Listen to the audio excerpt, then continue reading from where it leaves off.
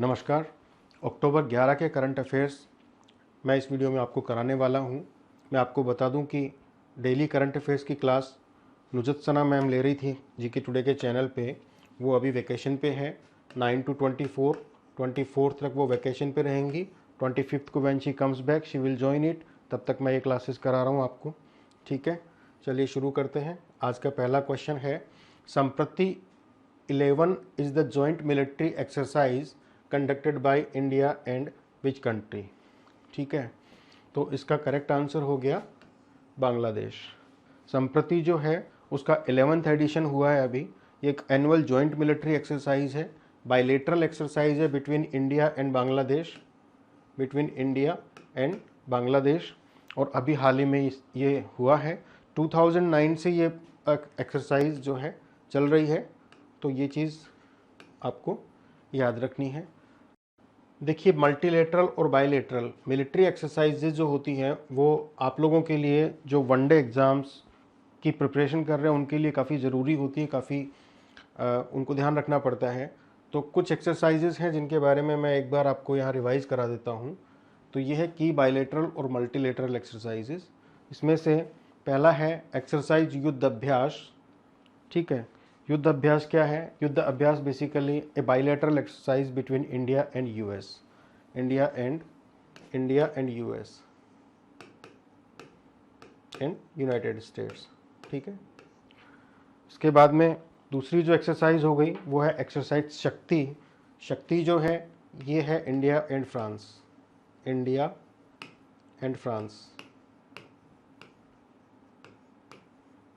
इसके बाद में एक्सरसाइज इंदिरा है, इसमें इंडिया और Russia, so India plus Russia. Exercise Ajay warrior जो है that is a military exercise between India and UK. It is इनमें जो पार्टिसिपेट करते हैं वो इंडिया और ब्रिटिश आर्मी और इंडियन आर्मी जो है वो पार्टिसिपेट करती है। इसके अलावा एक्सरसाइज सूर्य किरण जो है वो इंडियन आर्मी और नेपाल की जो आर्मी है उनके बीच में होती है। और ये नोमैडिक एलिफेंट कई बार पूछा जाता है, ये इंडिया और मंगोलिया के बीच में होती है, इंडिया एंड मंगोलिया।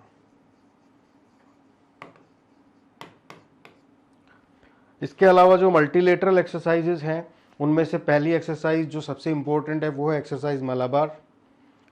ये जो है काफ़ी बड़ी एक्सरसाइज होती है जिसमें इंडिया, यूएस, जापान और ऑस्ट्रेलिया, ठीक है, ये these are the 4 Quad countries, ये क्वाड कंट्रीज हैं। इंडिया, यूएस, जापान और ऑस्ट्रेलिया। ये जो 4 कंट्रीज़ हैं इनका एक इनफॉर्मल ग्रुप है जिसको क्वाड बोला जाता है। और ये exercise basically high level naval exercise है और इसका जो ऑब्जेक्टिव है वो है to enhance the maritime security and interoperability in the Indo Pacific. ठीक है, तो इन चारों देशों की जो आर्मीज है वो प्लस कुछ और मेंबर्स भी हो सकते हैं, ये एक्सरसाइज मलाबार जो है होती है। एग्जाम में पूछा जाता है कौन सी एक्सरसाइज में क्वाड कंट्रीज पार्टिसिपेट करते हैं, तो मलाबार ही आंसर रहेगा। इसके बाद में एक एक्सरसाइज पीस मिशन है। पीस मिशन का नाम आपको इसलिए याद रखना है क्योंकि ये एससीओ के जो मेंबर्स हैं उनके बीच में है, Shanghai Cooperation Organisation, SCO, Shanghai Cooperation Organisation. ठीक है, तो इनके जो मेंबर्स हैं इनकी जो काउंटर टेररिज्म एक्सरसाइज होती है उसका नाम है एक्सरसाइज पीस मिशन। तो एग्जाम के हिसाब से ये भी इंपॉर्टेंट हो गया और ये भी इंपॉर्टेंट हो गया। इसके अलावा एक्सरसाइज हैंड इन हैंड जो है वो है इंडिया और चाइना के बीच में। हैंड इन हैंड जो है that is between India and China. और लास्ट में exercise rim of the Pacific जो है that is basically done by RIMPAC, बोलते हैं इसको, रिम ऑफ द पैसिफिक। ठीक है, this RIMPAC is basically the world's largest multilateral naval exercise and it is hosted by United States. ठीक है, India भी इसमें पार्टिसिपेट करता है। तो दुनिया की सबसे बड़ी नेवल एक्सरसाइज अगर हो गई तो वो मलाबार नहीं है, वो RIMPAC है। It is hosted by United states. ठीक है, और क्वाड कंट्रीज के बीच की अगर आती है तो एक्सरसाइज मलाबार हो गई। SCO के जो मेंबर्स हैं अगर उनके बारे में है तो एक्सरसाइज पीस मिशन। इंडिया और चाइना के बीच में कोई मिलिट्री एक्सरसाइज है तो that is hand in hand.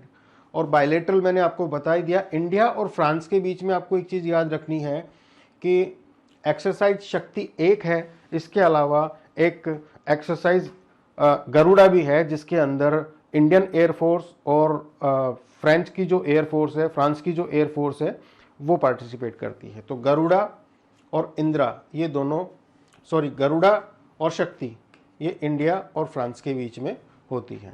ठीक है, तो ये छोटे छोटे फैक्ट्स हैं जो बार बार एग्जाम्स में आते रहते हैं, आप लोग ध्यान रखिए इनको। नेक्स्ट है, which institution releases the compilation of statistical performance indicators? SPI, statistical performance indicators. SPI जो हो गया ये एक इंडेक्स है और ये इंडेक्स जो है रिलीज करता है वर्ल्ड बैंक। ठीक है, और वर्ल्ड बैंक ने जो है अभी हाल ही में जो रिपोर्ट जो रिलीज की है वो 2019 की इंडेक्स है, 2019 की इंडेक्स है। और उसमेमें इंडिया का जो पोजीशन है वो 67th है आउट ऑफ 174 कंट्रीज। 174 कंट्रीज थे टोटल, जिनमें से इंडिया की जो रैंक है वो 67th है।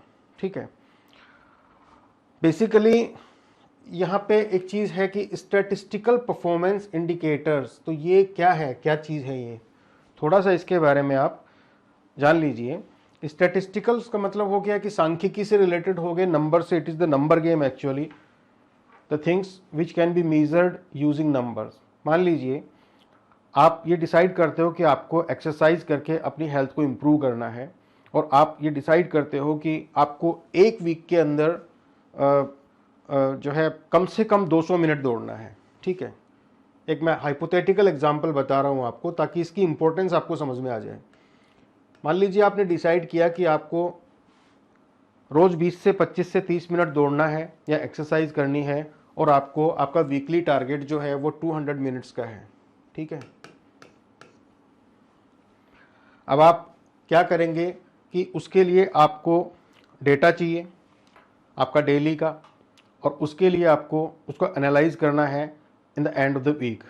ठीक है, आप मंडे से लेके सैटरडे तक, मान लीजिए मंडे को 30 मिनट्स, ट्यूसडे को 35 मिनट्स, वेडनेसडे को 20 मिनट्स, थर्सडे को, दिस वे अगर आप पूरा वीक एक्सरसाइज करते हो और फाइनली क्या करते हो, आप एंड ऑफ द वीक, मान लीजिए आपका जो टारगेट है वो 200 मिनट्स था और आपने जो है 220 मिनट ये टोटल एक्सरसाइज कर ली। ठीक है, तो यहाँ पे होगा ये कि जो आपका SPI है, स्टैटिस्टिकल परफॉर्मेंस इंडेक्स, वो हो गया number of minutes per week. ठीक है, और आपका जो गोल है वो हो गया 200 मिनट्स ऑफ पर्टिकुलर वीक, और जो आपका अचीवमेंट है वो हो गया 220। राइट, कहने का मतलब ये हो गया कि आपने स्टैटिस्टिकल परफॉर्मेंस इंडेक्स को यूज करके और अपना जो गोल है उसको करीब करीब 10% ज़्यादा कवर कर लिया। ठीक है, ये है स्टैटिस्टिकल परफॉर्मेंस इंडिकेटर्स का काम। ठीक है, अब इस एग्जाम्पल में, ये तो मैंने एक छोटा सा बिल्कुल ओवर सिंप्लीफाइड एग्जाम्पल दिया। अगर हम भारत सरकार की बात करें, ठीक है, तो मैं एक एग्जाम्पल भारत सरकार का और दे देता हूं आपको। मान लीजिए भारत सरकार जो है वो ये चाहती है कि वो इंडिया के अंदर पब्लिक एजुकेशन को इम्प्रूव करना है उसको। ठीक है, पॉलिसी बनाएगी, कुछ गोल सेट किए जाएंगे। जब तक गोल्स नहीं सेट किए जाते तब तक कोई भी पॉलिसी का इम्प्लीमेंटेशन किस डायरेक्शन में करना है, they are not able to decide. ठीक है, एजुकेशन से रिलेटेड एक गोल हो गया कि they have to improve the public education and they have to start a nation wide programme to improve the quality of the public education. ठीक है, और इसके अंदर एक जो स्टैटिस्टिकल गोल है वो हो गया कि भाई ओवरऑल लिटरेसी रेट जो है इंडिया की, वो मान लीजिए एग्जाम्पल दे रहा हूं मैं, 75% अभी है और उसको बढ़ा के they want to do it 90%। ठीक है, ये हो गया स्टैटिस्टिकल परफॉर्मेंस का गोल इनका। तो इनिशियल लिटरेसी रेट हो गई इनकी 75%, राइट। अब ये क्या करती है गवर्नमेंट, पॉलिसी डिसाइड करेगी, इनिशिएटिव्स लेगी, मान लीजिए कुछ एजुकेशनल रिफॉर्म्स किए और टारगेट है इनका 90% इन 5 ईयर्स में भी।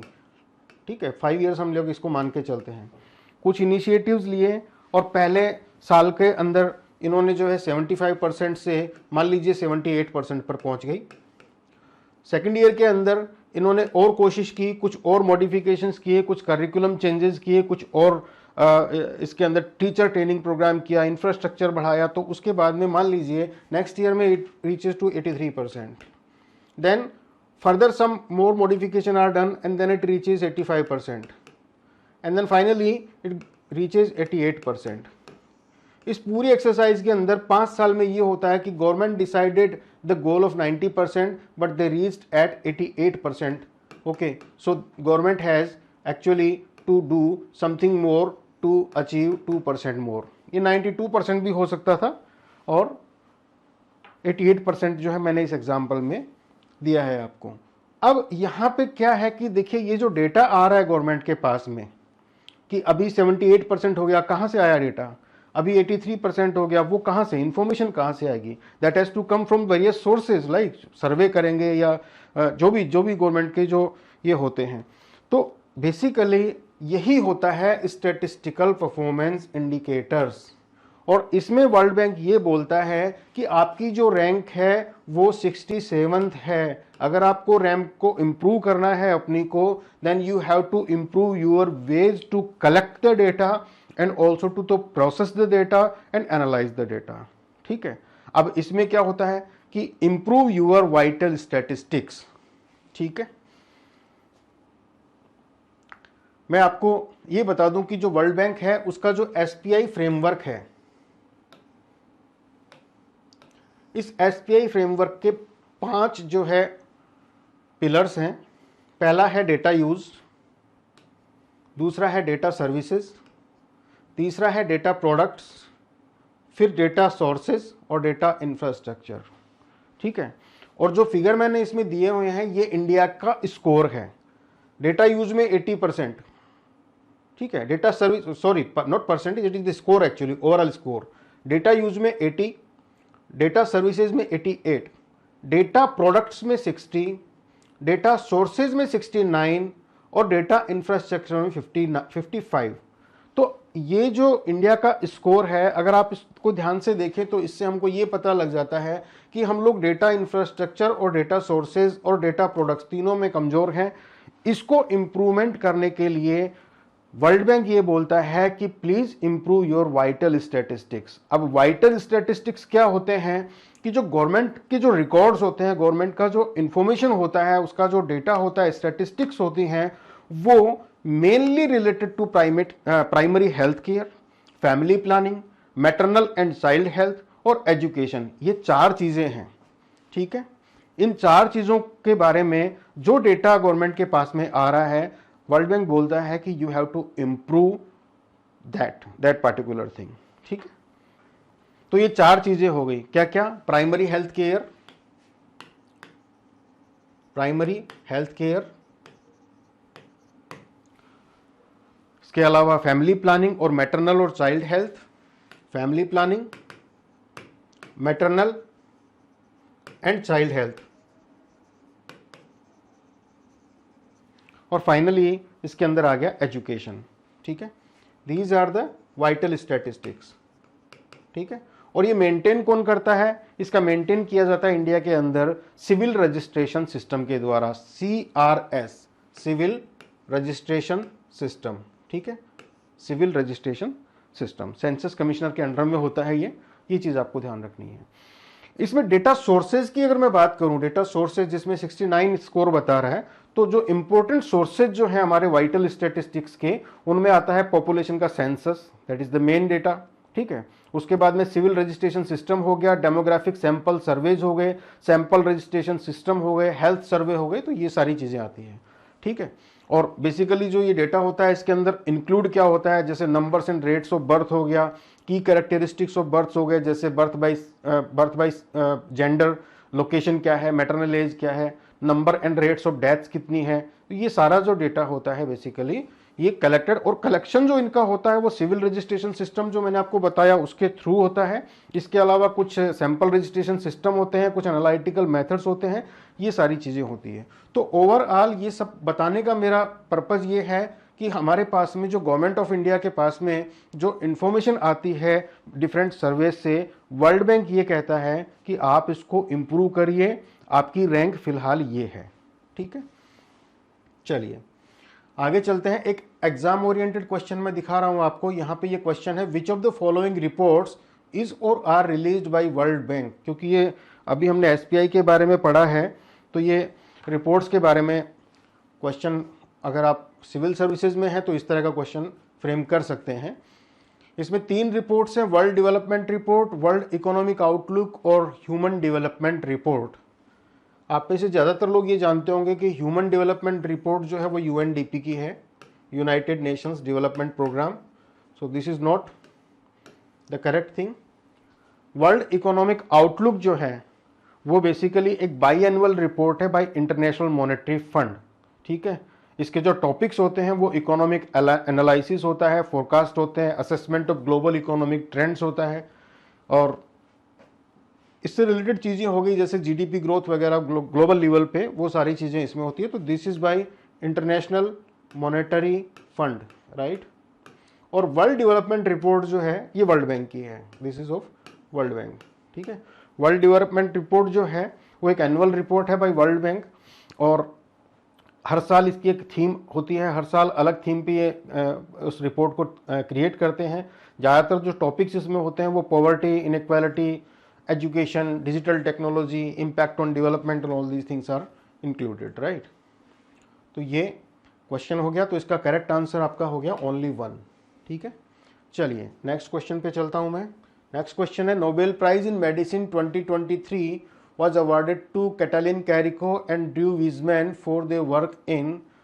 ये इन्होंने जो नोबेल प्राइज जीता है तो वो आपको खैर सबको ही पता होगा, mRNA वैक्सीन के ऊपर जो काम किया था इन्होंने, बेसिकली ये उस पे इनको जो है नोबेल प्राइज मिला है, ठीक है।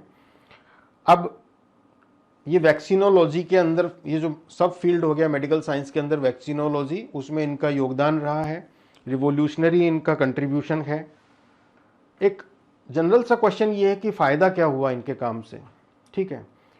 mRNA वैक्सीन्स जो है they were able to develop, इनका जो काम है जिसके अंदर they were able to modify the mRNA, है ना, to make it less immunogenic, और उसकी वजह से सेफ और इफेक्टिव mRNA वैक्सीन्स जो है दुनिया डेवलप कर पाई।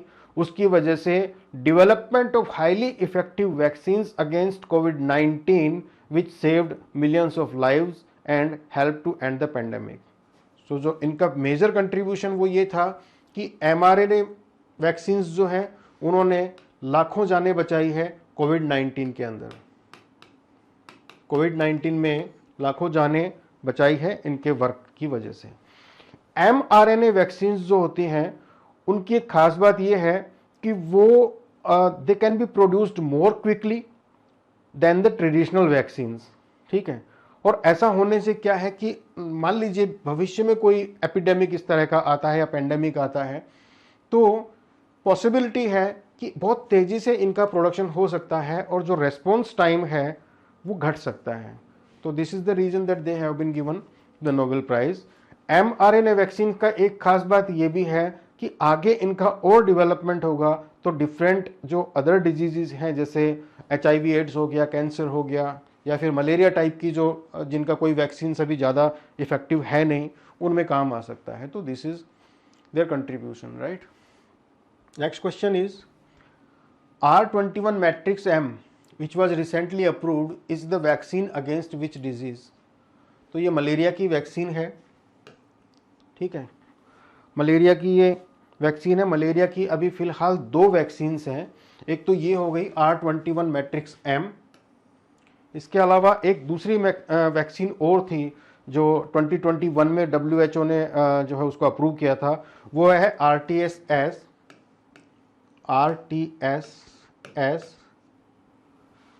ये जो थी वैक्सीन है, ठीक है, RTS ये पहली वैक्सीन हो गई और ये सेकंड वैक्सीन हो गई। These are the only 2 vaccines available for malaria as of now. इसमें क्या है कि बच्चों के अंदर मलेरिया को डेवलपमेंट को रोकने के लिए ये वैक्सीन का यूज़ जो है अप्रूव किया है WHO ने। और इसमें नोटेबल चीज़ ये है कि इंडिया का कंट्रीब्यूशन है। ये जो वैक्सीन है इसको ऑक्सफोर्ड यूनिवर्सिटी और serum institute of India in दोनों ने मिलकर डेवलप किया है। ये चीज़ आपके लिए इंपॉर्टेंट हो गई है यहाँ पे, ठीक है। नेक्स्ट क्वेश्चन है, statue of equality the largest statue of doctor BAR Ambedkar outside India is in, ये कहाँ पे है? तो जो स्टैचू ऑफ इक्वालिटी है USA में है, अभी इनॉग्रेशन इसका होने वाला है। अंबेडकर इंटरनेशनल सेंटर है जो मैरीलैंड एक स्टेट है यूनाइटेड स्टेट्स में, वहाँ पे है। और वहाँ पे जो 125 फीट की एक स्टैचू है जिसको राम सुतार जो है उन्होंने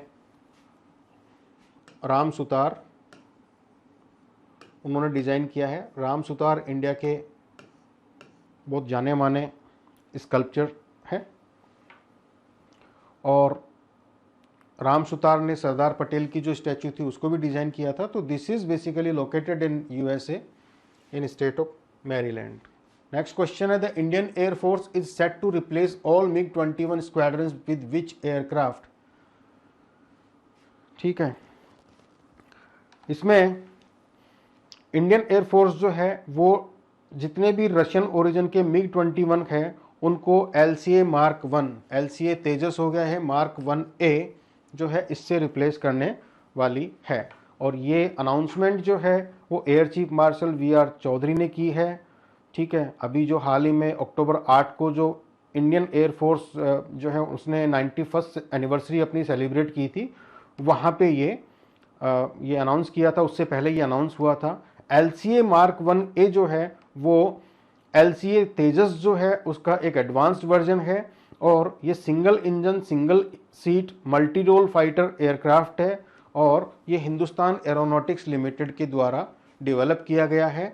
MiG-21 जो है उसको रिप्लेस करेगा LCA तेजस का Mark 1A, ठीक है, ये आपको ध्यान रखना है। नेक्स्ट क्वेश्चन है, ITEC nucleus which was seen in the news is an IT tower built in which city. तो ये एक IT टावर है पुराने हैदराबाद में, ओल्ड हैदराबाद रीजन के अंदर इसको डेवलप किया जा रहा है। टोटल 700 करोड़ का कीमत के ऊपर 11 एकड़ ज़मीन में करीब 50,000 जॉब्स ये लोग क्रिएट करेंगे। तो ये टावर है, आपको थोड़ा फैक्ट है, ये छोटा सा ध्यान रखना है आपको, ठीक है। नेक्स्ट है, which state is set to conduct socio economic assessment of indigenous Muslim communities.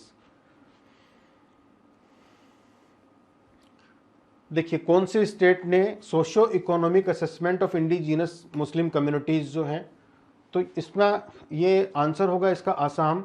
Assam की जो कैबिनेट है वो उन्होंने ये अनाउंस किया है कि पहले तो ये मैं बता दूं कि आसाम की जो गवर्नमेंट है वहाँ पे 5 मुस्लिम कम्युनिटीज़ है जिनको वहाँ की गवर्नमेंट ने इंडिजिनस स्टेटस दिया है। वहाँ पे इंडिजिनस का मतलब ये होगा कि बाकी के जो मुस्लिम हैं वो बंगाली स्पीकिंग जो मुस्लिम हैं वो हो गए, और जो 5 मुस्लिम कम्युनिटीज़ हैं जिसमें गोरिया और मोरिया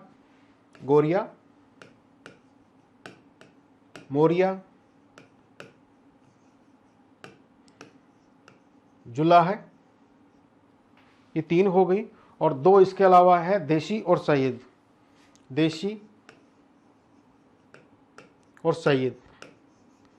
ये 5 मुस्लिम कम्युनिटीज जो हैं आसाम में, उन्होंने, वहाँ की जो गवर्नमेंट है, वहाँ की जो कैबिनेट है, उसने उसको इंडिजिनस स्टेटस दिया है। और ये सबसे पिछड़े हुए लोग हैं वहाँ पे। गवर्नमेंट ने ये बोला है कि भाई इनको आइडेंटिफिकेशन किया जाएगा और इनके जो डिफरेंट पैरामीटर्स है, health, education, population stabilization, cultural identity, financial inclusion, skill development, इन सब में जो है गवर्नमेंट वहाँ की जो है काम करेगी। तो ये इसका आपको ध्यान रखना है। नेक्स्ट क्वेश्चन है, which country has impose the first ever space debris penalty on A company. अब ये स्पेस डेब्रिस पेनल्टी क्या हो गई? आपका कोई सैटेलाइट स्पेस में है, कुछ समय तक काम आया, एक समय के बाद में वो यूज में आना बंद कर दिया, तो उसका क्या किया जाएगा? ठीक है, उसको आप क्या करोगे? तो उसमें ये था कि एक कंपनी है यूएस के अंदर, यूनाइटेड स्टेट्स है इसका आंसर। डिश नेटवर्क एक कंपनी है, डिश नेटवर्क, इसका एक सैटेलाइट था इकोस्टार 7।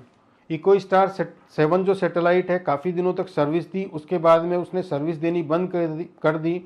तो गवर्नमेंट ने उसको अनाउंस किया कि इसको डी ऑर्बिट करिए। डी ऑर्बिट का मतलब होता है उसको नीचे लेके आइए, ठीक है, या उसको एक ऊपर ग्रेवयार्ड ऑर्बिट होता है उसमें भेजिए। तो उन्होंने जो है they were not able to do that, और उसकी वजह से $1.5 लाख का जो है एक जुर्माना लगाया इस कंपनी के ऊपर। तो ये हो गया। यहाँ पे ग्रेवयार्ड ऑर्बिट जो है उसके बारे में आपको थोड़ा सा ध्यान रखना है। देखिए, सबसे नीचे LEO होता है, ये अर्थ है। सबसे नीचे लो अर्थ ऑर्बिट करीब 300-350 किलोमीटर पे। उसके बाद MEO होता है, और सबसे लास्ट में जो है जियो होता है, जियो स्टेशनरी ऑर्बिट। जियो स्टेशनरी ऑर्बिट जो होता है वो 36,000 किलोमीटर के आसपास, 36,000 किलोमीटर की ऊंचाई पे होता है, ठीक है। जियो स्टेशनरी जितने भी सैटेलाइट्स हैं वो 36,000 किलोमीटर की जो एल्टीट्यूड है धरती से, वहाँ पे होते हैं। और इससे करीब 200 मील के बाद में 200 माइल्स, 250 से 300 किलोमीटर के आसपास, यहाँ पे एक ऑर्बिट और होता है जिसको एक्चुअली इन्होंने रिजर्व करके रखा हुआ है, that is called graveyard orbit. Graveyard orbit. अब ये ग्रेवयार्ड ऑर्बिट इसलिए है क्योंकि LEO और MEO जो है वो मल्टीपल हो सकते हैं, बहुत सारे हो सकते हैं, लेकिन जो जियो स्टेशनरी ऑर्बिट है वो सिर्फ एक ही है। It has to be in the plane of the equator. ये धरती का इक्वेटर है, ये इसी के प्लेन में होगा। It has to be in that plane only, ठीक है। सर्कुलर होता है, और ये कम जगह में, मतलब एक ही ऑर्बिट है, तो इसका मतलब आप समझ लीजिए कि कितना प्रॉब्लम हो सकता है। तो यहाँ पे जो सैटेलाइट्स काम नहीं आते हैं उनको पुश कर दिया जाता है आगे, और वहाँ पे बाकी जो एक्टिव सैटेलाइट्स होते हैं वो वहाँ पे नहीं होते हैं। एक्टिव सैटेलाइट्स जो होते हैं वो जियो स्टेशनरी ऑर्बिट में ही होते हैं। तो इसको बोलते हैं हम लोग ग्रेवयार्ड ऑर्बिट। तो ये कंसेप्ट आपको याद रखनी है, काफ़ी ज़रूरी है आपके लिए ग्रेवयार्ड ऑर्बिट के बारे में जानना, ठीक है। नेक्स्ट है, the first documented case of a human affected from blackleg disease is recorded in which country. अब ये ब्लैकलेग जो है एक बीमारी है, और बीमारी बेसिकली ये एक बैक्टीरियल डिजीज़ है जो ह्यूमंस की नहीं है बिल्कुल भी, ठीक है। ये बेसिकली इन्फेक्शियस डिजीज़ है बाय ए बैक्टीरिया क्लोस्ट्रीडियम चौवनाई, और ये होती है कैटल में, शीप में और गोट्स में, ठीक है। भेड़, बकरी और कैटल इनमें होती है। जनरली ये इंसानों में नहीं होती है, और इसका कोई डॉक्यूमेंटेड अभी तक एग्जाम्पल नहीं मिला था, सिर्फ 1 या 2 हैं, जिनमें से पहला ऑस्ट्रेलिया में मिला है कि ये बीमारी इंसान में आई है, और ये अगर इंसान में आती है तो 100% लीथल है, 100% लीथल है, ठीक है।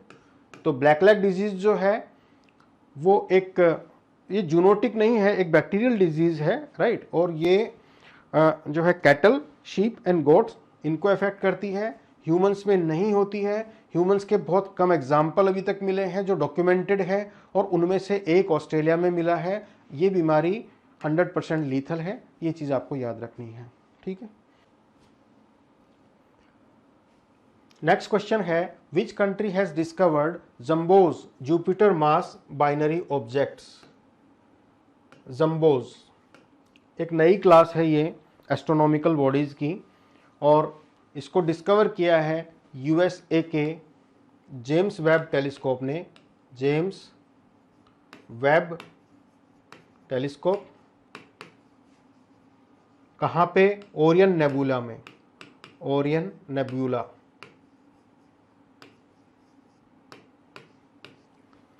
क्या है ये? Jupiter mass binary objects. ठीक है, अब ये इनकी प्रॉब्लम ये है कि ये इतने छोटे हैं कि ये स्टार्स नहीं हो सकते। इनका जो साइज है उसकी वजह से इनका ये जंबो नाम दिया गया है। ना तो ये बहुत बड़े हैं कि ये स्टार की कैटेगरी में आ जाएं, क्योंकि स्टार बनने के लिए इनमें न्यूक्लियर फ्यूजन भी होना चाहिए और there must be some source of energy, वो नहीं है। और ये प्लैनेट्स भी नहीं है, क्योंकि ये किसी स्टार के चारों तरफ चक्कर भी नहीं लगाते। They are too small to be stars and they can not be planets because they do not orbit a parent star. ठीक है, तो ना तो ये स्टार है ना ये प्लैनेट्स हैं। और कुछ इनमें से ऐसे हैं जो बाइनरी पोजीशन में होते हैं, यानी दो बॉडीज हो गए, वो उसके सर्कुलेट करेगा, ये इसके सर्कुलेट करेगा, ये बाइनरी पोजीशन होती है। ठीक है, इनमें से कुछ ऐसे हैं। तो these are the new type of the bodies which have been discovered for the first time by James Webb Telescope in the Orion Nebula, जिनका नाम दिया गया है जुपिटर मास बाइनरी ऑब्जेक्ट्स। ये स्मॉलर देन स्टार्स है, they do not orbit any parent star, they are mainly composed of gas and they do not support any kind of the life. ये इनके features है जंबोज के, ये आपको ध्यान रखना है। ठीक है, और फाइनली ये है आज के क्वेश्चन जिनका आंसर आपको कमेंट में डालना है। Which is the smallest gulf country in the world in terms of area. Gulf country, खाड़ी देश जितने भी हैं उनमें से सबसे छोटा कौन सा है इन टर्म्स ऑफ एरिया, ये आपको बताना है। Which institution developed India's first farmland price index, इसका जवाब आपको ढूंढ के बताना है। Which company recently announce to launch Amber alerts, ठीक है, टू फाइंड मिसिंग चिल्ड्रन। तो एम्बर अलर्ट्स जो है कौन सी कंपनी ने अनाउंस किया था कि वो करेगी मिसिंग चिल्ड्रन को ढूंढने के लिए। नेक्स्ट है India's first liquid mirror telescope जो था उसको कौन से स्टेट या यूटी में कमीशन किया गया था। इंडिया का फर्स्ट लिक्विड मिरर टेलीस्कोप, ये आपको बताना है। नेक्स्ट है which Indian actress recently won the national award for best actress for her performance in film RRR। इस फिल्म में national award for best actress किसको मिला था ये बताना है। और फाइनली जो क्वेश्चन है which Indian company became the first Indian company to cross the $150 billion market capitalisation mark. ठीक है, तो ये क्वेश्चंस जो है आपको इनके आंसर्स सर्च करके, और अगर आपको याद है तो आप वैसे लिख दीजिए, अदरवाइज सर्च कर लीजिए और ये आंसर्स आप डालिए। मैं कल फिर आऊँगा। थैंक यू वेरी मच, धन्यवाद।